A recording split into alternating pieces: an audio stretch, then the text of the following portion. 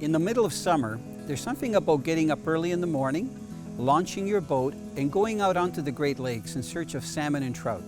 Great Lakes anglers know that you have to pick the right day to go out on the water.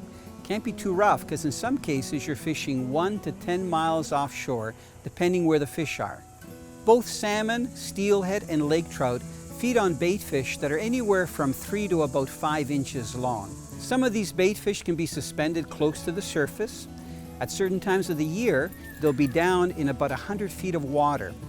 So the only way that you can find out where they are is using a fish finder, but when you find them, you usually find the trout and the salmon.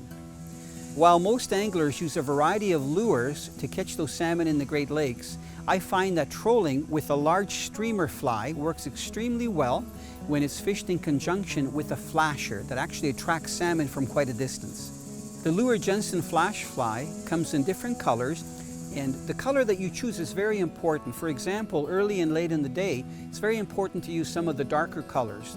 I find that during the middle of the day, some of the more clear colors work extremely well. To find these fish in deeper water, the flasher and fly combination work really well, because once they see the flasher, they focus on the fly that's behind it, which looks like a darting bait fish, and they usually grab it. Very important when you do get a strike on it that you pick up the rod right away and that you start reeling to pick up any slack line, because sometimes both salmon and trout will head towards the boat after they strike. And if you have other lines in the water, it can create problems. The distance that you rig your fly to your flasher can be very important. If the fish are very aggressive, normally a short distance is good. But if the fishing is tough, you might have to go with about a 10 to 15 foot lead away from the flasher.